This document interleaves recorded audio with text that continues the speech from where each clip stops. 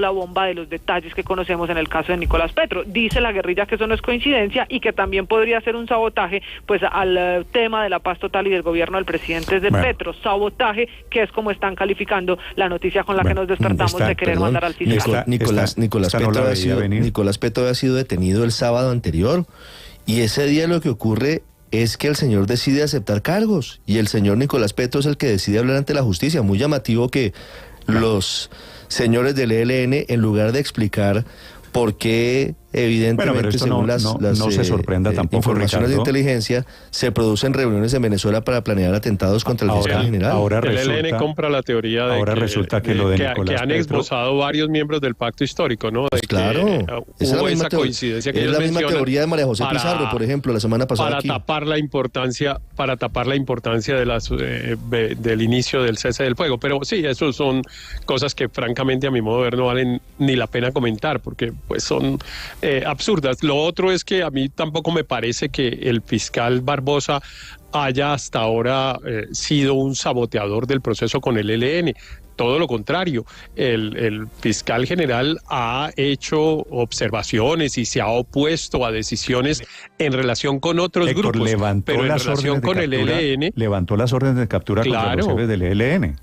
Lo hace además siempre muy rápidamente. Cada petición que le hace el gobierno en relación con el ELN, la fiscalía ha estado presta. El fiscal, como digo, tiene unas observaciones y unas contradicciones con el gobierno en relación con otras organizaciones por el tema de si tienen origen político y causas políticas o no, pero al ELN siempre pues le ha reconocido esa condición que la sociedad colombiana le ha reconocido, y a partir de ahí ha estado dispuesto a apoyar ese proceso, me parece a mí. Así que esa idea de la comunicación del ELN que se conoce ahora, de que lo que está es actuando un saboteador de la paz, pues también es absolutamente contraria a la realidad. Contraevidente, como dicen ustedes los abogados.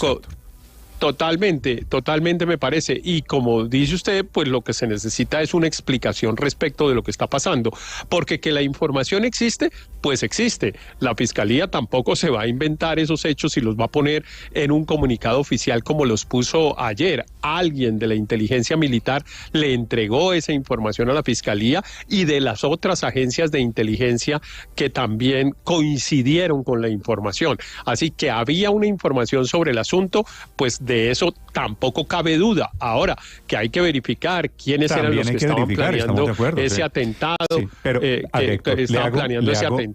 cuándo, etcétera. Le hago una pregunta, Héctor. Dice Oti Patiño, verifiquemos, y me parece lo sensato verificar y reconfirmar, porque la información es supremamente grave.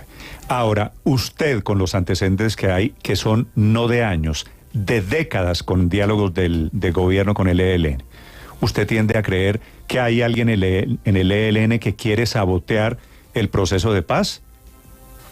Sí, claro, también es bastante probable. Pues el propio Oti Patiño pues lo aceptó como una hipótesis muy probable, porque es que al interior del ELN, y esa es la dificultad y la desgracia de conversar con esa organización, pues no hay una unidad de mando, como ya lo sabemos, pero además pues tampoco, digamos, actúan previendo las consecuencias de los actos, como si no les importaran las cosas que hacen y cuál efecto negativo se produce. Entonces, dígame.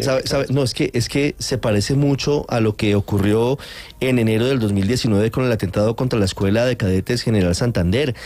Y el presunto responsable pareciera ser el mismo. Recuerde usted que en ese momento el carro bomba que detona y mata a 22 cadetes provino de Arauca, y el que fue responsable de este atentado fue alias Pablito. Hoy, uno de los 5 reunidos en Venezuela, según la información de la Fiscalía, es el jefe de alias Pablito, Jaime Galvis alias Ariel, que es integrante del COSE, ni más ni menos, es integrante del Comando Central del ELN, y en esa zona del país siempre han estado los que más reticencia han tenido frente a cualquier proceso de paz con el gobierno de turno, porque esto lleva muchos años. Claro, ahora, la pregunta de siempre es, bueno, ocurren estos hechos desgraciados, y yo creo, yo a diferencia de Oti Patiño, yo tiendo a creer en la información de la inteligencia que dio a conocer ayer en la Fiscalía, y que esos personajes que llevan décadas planeando crímenes estaban planeando uno más, esta vez nada menos que en cabeza del fiscal general de la Nación, pues también tiendo a creerlo, pues ellos a eso es que se dedican, a organizar y a planear delitos. La pregunta es qué es lo que tiene que hacer el Estado y la sociedad colombiana frente a una situación de esa naturaleza.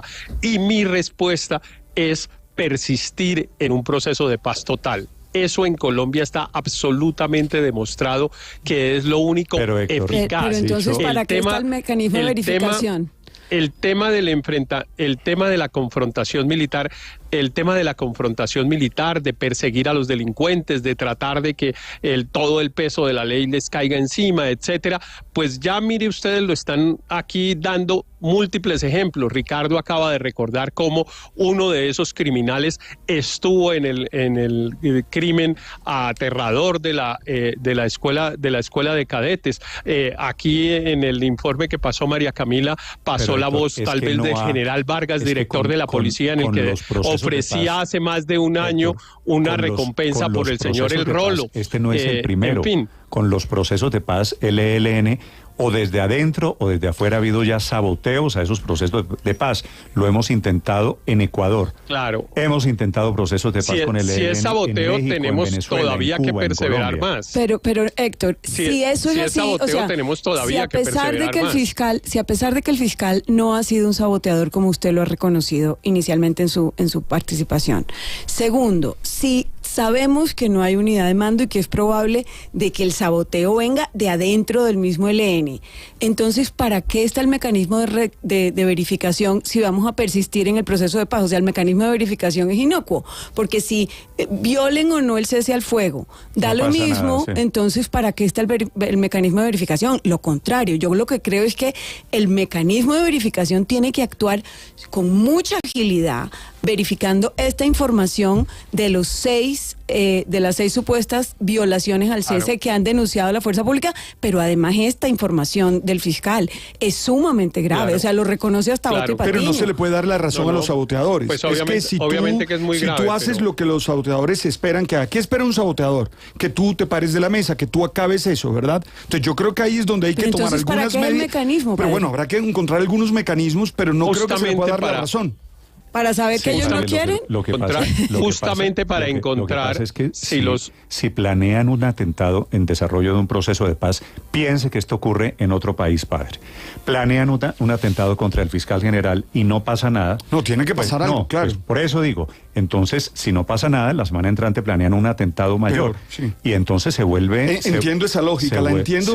Pero también piensa en esto. Se vuelve patente de corso para seguir dialogando sobre paz y seguir.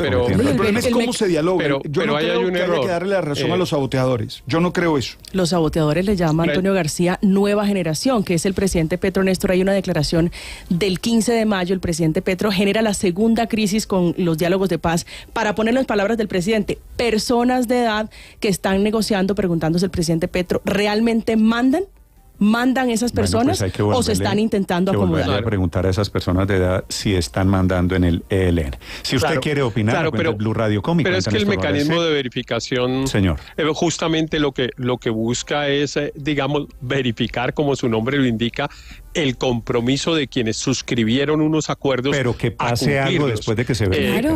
A cumplirlos. Entonces, aquí estamos frente a dos hipótesis. Una que incluso me sorprende un poco, que parece sea la interpretación mayoritaria de todos nosotros, es que los que suscribieron el acuerdo no son los que están participando en el planeamiento del atentado, sino que son otros miembros de esa organización que quieren sabotear el acuerdo. O sea, mire usted que en la interpretación de saboteadores que estamos dando, estamos excluyendo a los que firmaron el acuerdo. Porque si no estaríamos diciendo que esos señores firman y no cumplen.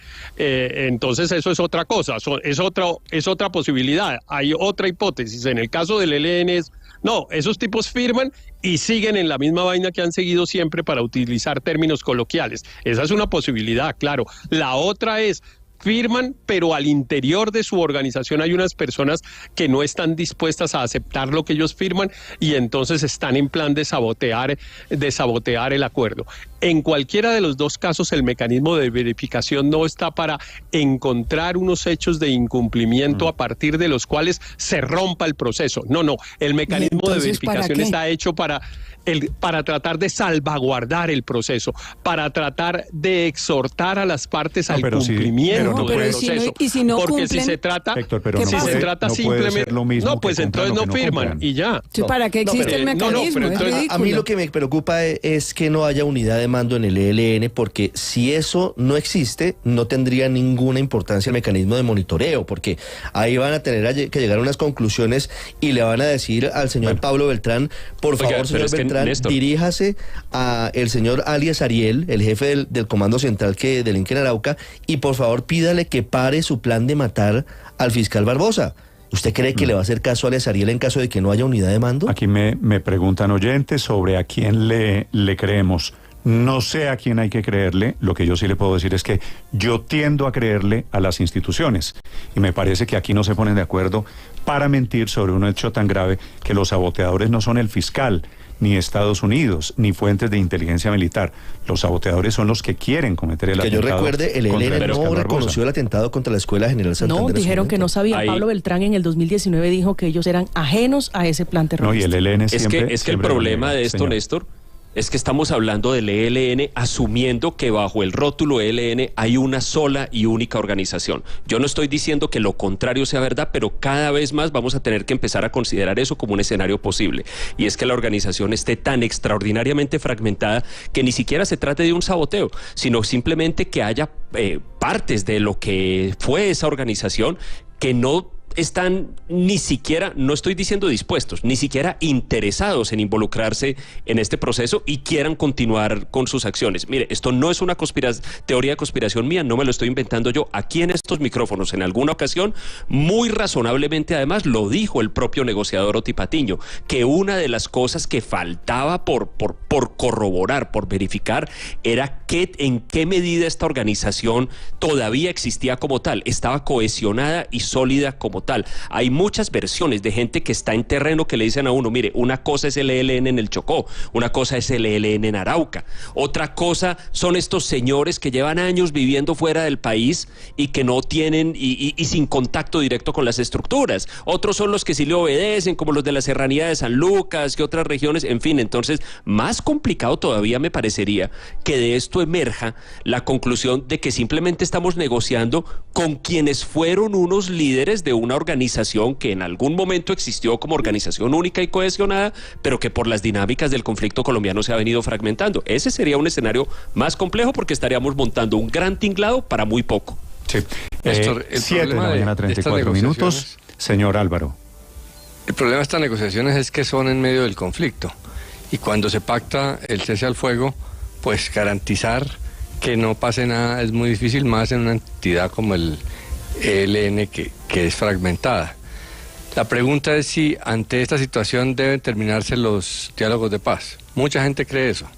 Los que más hablan del tema consideran que es suficiente para que el gobierno levante los diálogos. Entonces eso quiere decir que como hay actos de guerra no se debe hacer nada para tratar de parar la guerra por la vía No, pero es que estamos en cese, que es un contrasentido. Álvaro, estamos en cese al fuego bilateral también, ¿no? Sí, pero el cese bilateral, entonces, como se sabe, porque todos sabemos que ese cese al fuego va a tener problemas, por eso está el mecanismo de monitoreo. Entonces, ¿mejor no hacerlo? No, porque el cese al fuego va a salvar vidas. En una situación tan compleja como esta, muy seguramente no va a haber un cumplimiento total del cese al fuego. Se debe evaluar, no, pero el entonces mecanismo de monitoreo no es para levantar el proceso de paz cada vez que haya una violación. Eso no es cierto. ¿El cese al fuego debe tener un mínimo de seriedad o yo me equivoco? No, pero adicionalmente lo cumplen los militares y no lo cumple el ELN. ¿Qué pasaría si mañana las fuerzas militares bombardean el campamento donde está un jefe del ELN? ¿Qué pasaría, por ejemplo? ¿Qué ocurriría? El ELN ¿Qué haría el ELN? Se levanta de la mesa y acaba y ahí está. Dinamita pues literalmente las FARC no se levantaron.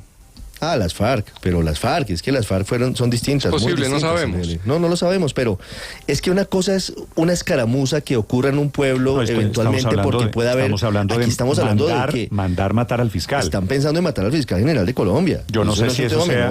Yo no sé, Álvaro, ¿eso clasifica como un acto de guerra? ¿Planear un atentado contra el fiscal? Pues hay actos de guerra legítimos para el derecho internacional. Es un civil, ¿no? El ELN todos los días comete cosas violatorias del derecho internacional. Entonces la pregunta es, como el ELN es como es, que son unos asesinos terribles, ¿no vamos a dialogar con ellos? ¿Vamos a seguir siendo solo la fuerza presión militar que no está dando resultados? Sí, yo tengo dudas, Ricardo, le sugiero que busquemos en el tema del derecho internacional humanitario. El fiscal no es un objetivo militar. En ningún caso es un blanco legítimo. No, sí, en gracia de discusión, lo cual incluso habría que mirarlo muy bien. El fiscal general es un civil. El fiscal general en ningún caso tendría por qué ser sujeto de un ataque por parte de un grupo que se declara en rebeldía contra el Estado. En esos casos, eventualmente y solo en combate contra miembros del ejército, de la policía, porque son la contraparte. Pero ni siquiera cuando hay un uniformado que está fuera de servicio se considera que es legítimo. El hecho de atentar contra la cabeza de la política criminal en Colombia no es un tema menor. Lo que pretenden es realmente generar una situación muy difícil en el país. No, pero adicionalmente yo sí creo que hay que definir qué pasa si el mecanismo de verificación efectivamente comprueba que existe esta información, que es veraz, que sí hay una planeación de un asesinato al fiscal general y los otros 6 incidentes, que esos también fueron denunciados. ¿Qué pasa si sí hay incumplimiento? Entonces seguimos como si nada. Esa es la diferencia. Entonces, ¿para qué hay mecanismo? El mecanismo de verificación. Esa debería ser, Héctor, la diferencia entre negociar en medio de la guerra o negociar como estamos en teoría en medio de un cese al fuego bilateral. Es que si el mecanismo de verificación fuera para verificar el incumplimiento y decretar la terminación de las negociaciones, no se necesitaría mecanismo de verificación porque eso lo puede hacer cualquiera de las partes. Como ustedes lo están diciendo, si el ejército ataca a un campamento del ELN violando el cese del fuego, pues el ELN dice, ya no, con usted no tengo nada que negociar porque usted incumple el cese del fuego. El mecanismo de verificación, al contrario, y justamente para evitar ese tipo de cosas, lo que intenta es conseguir el compromiso de las partes para cumplir los acuerdos y para mantenerse en la negociación, claro, pero no para que si llega a pasar en la primera pasada, diga, no, aquí no hay ninguna posibilidad y esta negociación fracasó. No, es que pero entonces no tiene sentido. En esa circunstancia no tendría sentido, al contrario. Héctor, el mecanismo de verificación no toma la decisión de se acaba el proceso de paz. Lo que dice es, sí, con base en la información que tenemos, es cierto que el ELN estaba planeando un atentado y sería una violación al cese del fuego bilateral, por supuesto, ¿no? Y dice entonces hubo un incumplimiento y hay que adoptar unas medidas para que las partes estén comprometidas con lo que acordaron y para eso es el mecanismo de verificación. Esas son las medidas que yo quiero conocer.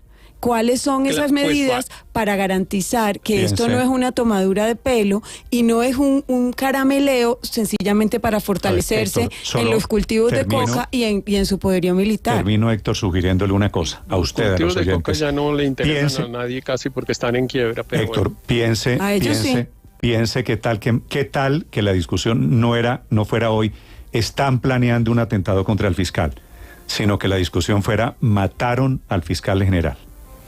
¿En qué estaríamos? No, pues estaríamos en que el proceso habría que terminarlo por una razón, que sería una desgracia que terminarlo por una razón, porque evidentemente la sociedad colombiana generaría un rechazo tan grande a la posibilidad de la negociación que la haría inviable políticamente. Es que eso ya pasó, Néstor. Mire, yo fui vocero del gobierno en unas negociaciones que tuvimos en Caracas. Los que estábamos sentados en la mesa con el FARC, con el ELN, con el EPL, hace 33 años o 32 años. Gobierno de César Gaviria. El gobierno del presidente Gaviria. Los que estábamos sentados en esa mesa estaba Iván Márquez, estaba Antonio García, en fin, estaban las cúpulas de esas organizaciones.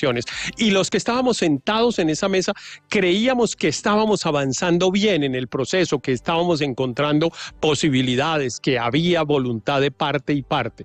Ocurrió un hecho desgraciadísimo, que fue fue un atentado contra Aurelio Iragorri Ormaza en el Cauca, que estaba en campaña política para la elección que ocurría en noviembre de 1991 para renovar el Congreso después de la Constituyente. Aurelio Iragorri era el presidente del Senado. Le hicieron un atentado en el que mataron a 3 o 4 de las personas que lo acompañaban de seguridad y por fortuna él salió ileso del atentado. Fue imposible continuar el proceso porque la reacción política contra el proceso, la reacción ciudadana contra una conversación que producía ese atentado, pues era imposible de sostener. Y después, sin embargo, intentamos después en Tlaxcala y tal, pero eso ya se había roto porque ya era imposible, ya no teníamos el apoyo ciudadano para mantenernos. ¿Qué pasó? Que cometimos el error de romper el proceso y terminamos encontrándonos en La Habana 30 años después y no sé cuántos miles de muertos después. Es que caer en esas tentaciones lo que produce son miles de muertos. Sí, usted tiene la razón, le agradezco el recorderis, es una gran ayuda de memoria. Pero es que en especial con este ELN, también hay que decirlo, no ha funcionado ni una salida ni la otra. Es decir, ese es el drama tal vez con este grupo en particular. 7:42 a.m. ¿Qué le dicen sus abogados, María Camila, sobre los civiles en la guerra? Dicen que es un civil, Néstor, protegido por el derecho internacional humanitario. No puede ser blanco, para leer puntualmente, ilícito de ataque militar. Sí, no es una persona que participa militar directamente en las hostilidades y habla, Néstor, de varios tratados y acuerdos internacionales que ha suscrito Colombia para esa materia. 7:42 a.m. Mucha atención, hay bloqueos, están comenzando bloqueos en Medellín, Cartagena y Bucaramanga. Bloqueos de taxistas, les actualizamos en segundos.